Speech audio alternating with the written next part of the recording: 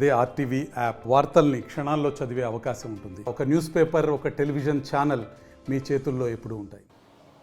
ఒకప్పుడు తమ కుటుంబాన్ని మోసం చేసిందన్న కాంగ్రెస్ పార్టీ షర్మిలకు సంబంధించి ఈరోజు ఏపీ కాంగ్రెస్ పార్టీ పగ్గాలు వైఎస్ షర్మిల ఏ విధంగా చేపడుతుంది, అదేవిధంగా సీఎం జగన్మోహన్ రెడ్డిని ఎందుకు టార్గెట్ చేశారు, ఇదే విషయంపై మనతో మాట్లాడడానికి వైసీపీ జిల్లా ఉపాధ్యక్షులు వైట్ల కిషోర్ గారు ఉన్నారు.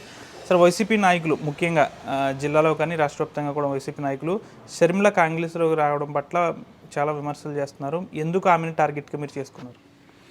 ముందుగా అందరికీ నమస్కారం అండి. ఈరోజు 35 ఏళ్ల పాటు తన జీవితాన్ని దారబోసి కాంగ్రెస్ పార్టీకి సేవ చేసిన వైఎస్ రాజశేఖర రెడ్డి గారి కుటుంబాన్ని షర్మిలమ్మ గారిని అయితే ఏంటి, జగన్మోహన్ రెడ్డి గారిని అయితే ఏంటి, కాంగ్రెస్ పార్టీ వేధించి వైఎస్ఆర్ మరణం తర్వాత వేధించి వారి కుటుంబాన్ని నడివీధికి ఈడ్పించి వారిని చాలా ఇబ్బందులు పాలు చేశారు. ఈ విషయాన్ని మర్చిపోయి షర్మిల గారు ఈరోజు అదే కాంగ్రెస్ పార్టీలో చేరడం అనేది చాలా దారుణమైన విషయం. ముఖ్యంగా ఈ సందర్భంగా నేను మా సోదరి షర్మిల గారికి, అంటే మేమందరం వైఎస్ఆర్ కుటుంబమే కాబట్టి మా ఆడబడుచు అయినా కూడా ఆమె తప్పుదారిలో వెళుతుంది కాబట్టి ఆమెకు నేను సూటిగా కొన్ని ప్రశ్నలు అడగదలుచుకున్నాను. అక్క, ఒక్కటి మాత్రం గుర్తించుకోండి, ఆ రోజు ఏ కాంగ్రెస్ పార్టీ 35 ఏళ్ళు ఏ కాంగ్రెస్ పార్టీకి 35 ఏళ్ళు సేవ చేశారో ఆ కాంగ్రెస్ పార్టీయే వైఎస్ రాజశేఖర రెడ్డి గారిని, వారి కుటుంబాన్ని వేధించి సాధించి ఈరోజు నడి వీధులకు ఇచ్చిన సంగతి మర్చిపోయారా మీరు అని మిమ్మల్ని అడుగుతున్నాను. అంతేకాకుండా దివంగత మహానేత రాజశేఖర రెడ్డి గారికి పెరుగుతున్న ప్రాబల్యాన్ని చూసి ఓర్వలేక, కేంద్రంలో ఆయనకు ఉన్న పేరు ప్రతిష్టలు చూసి సహించలేక కొన్ని ప్రైవేట్ వ్యాపార సంస్థల్లో కలిసి నీ తల్లి విజయమ్మ గారి నొసట కుంకుమ తుడిచేసిన నయవంచకులతో మీరు ఈరోజు చేతులు కలుపుతున్నారా? అదే విజయమ్మ గారు ఎన్నికల ప్రచారానికి వస్తే ఇదే జిల్లాలో చించినాడు బ్రిడ్జి మీద ఆమెని కారు దింపి ఆ బట్టల సూట్ కేసులు బయటికి లాగి నడివీధిలో నిలబెట్టిన ఆ దుర్మార్గాన్ని మీరు ఇంకా మర్చిపోయారా? ఆ రోజున్నది కాంగ్రెస్ ప్రభుత్వం అనేది మీరు మర్చిపోయినట్టున్నారు. ఒక్కసారి గుర్తుకు చేసుకోండి. మీరు ఈరోజు జగన్మోహన్ రెడ్డి గారి మీద అనేక విమర్శలు చేస్తున్నారు. ఆ రోజు కాంగ్రెస్ పార్టీ నీ అన్న జగన్మోహన్ రెడ్డిని 16 నెలల జైల్లో పెట్టి మీ కుటుంబాన్ని నడివీధిలో నిలబెట్టినప్పుడు మీరు కూడా ఆ రోజు సోనియా గాంధీ గారితో భేటీలో మీరు ఉన్నారు. సోనియా గాంధీ గారు అహంకారంతో ప్రవర్తించారు, మమ్మల్ని చిన్న చూపు చూశారు అంటూ మీరు రాష్ట్ర వ్యాప్తంగా పాదయాత్ర చేశారు. అంటే మీరు చేసిన ఆనాటి పాదయాత్ర అబద్ధమా, లేకపోతే ఈరోజు మీరు చేస్తున్న ఆరోపణలు నిజమా, అబద్ధమా? ఏ విషయం మీరు ప్రజలకి వివరణ ఇచ్చుకోవాల్సిన అవసరం ఉందక్క? షర్మిల మొన్న కాకినాడలో కానీ అంతకుముందు ఏలూరులో కూడా పర్యటించారు. తీవ్రంగా వైసీపీ పార్టీపై విమర్శించారు. ఇటు పోలవరం పూర్తి కాలేదు, చాలా అప్పులు పాలైపోయింది. గతంలో చంద్రబాబు నాయుడు చేసిన అప్పు కొంచెం ఉంటే ఇప్పుడు జగన్ చేసిన అప్పు దానికి మించిపోయిందని కూడా అంటుంది. మంచి ప్రశ్న అడిగారండి. తెలుగు జాతి ఆత్మగౌరవాన్ని వంచి తెలుగువారిని నిట్ట నిలువునా ముంచి పచ్చని తెలుగు గడ్డను మొక్కలు చెక్కలు చేసి ఆ రోజు కరెంటు తీసి పార్లమెంట్లో తలుపులు మూసి చీకటి జీవోల ద్వారా తెలుగు రాష్ట్రాన్ని మొక్కలు చేసిన కాంగ్రెస్ పార్టీలో చేరి మీరు ఈ ప్రశ్న అడుగుతున్నారా? ఆ రోజు అధికారంలో ఉన్న మీరు ఎప్పుడైతే రాష్ట్రాన్ని విభజించారో అప్పుడు దానికి సంబంధించిన మౌలిక వసతులు, దానికి సంబంధించిన వాళ్ళకి ఇవ్వాల్సిన ఏ ఒక్కటి కూడా అందించకుండా నిర్ద్వందంగా మీరు కొన్ని సీట్ల కోసం, ఓట్ల కోసం ప్రత్యేక తెలంగాణ విభజించి మీరు ఏ విధంగా ఆ రోజు రాజకీయం చేశారో ప్రజలు మర్చిపోయారనుకుంటున్నారా?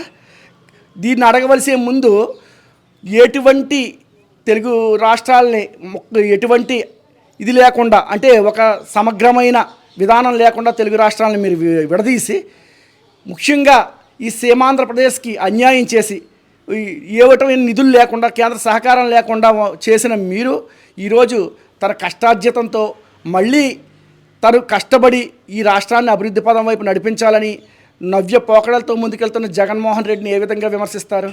పోలవరాన్ని ఎలా పరుగులెత్తించారో పరిపాలన వచ్చిన తర్వాత, ఇదే సంక్షేమ పథకాలు అందించారో, అభివృద్ధి పదంలో ఏ రకంగా చేశారో అనేది ప్రజలందరికీ తెలుసు. అంటే బీజేపీలో జే అంటే జగన్ అని కూడా షర్మిల విమర్శించారు. 23 మంది ఎంపీలు ఉన్నా కానీ రాష్ట్రానికి ప్రత్యేక హోదా తీసుకురాలేకపోయారు.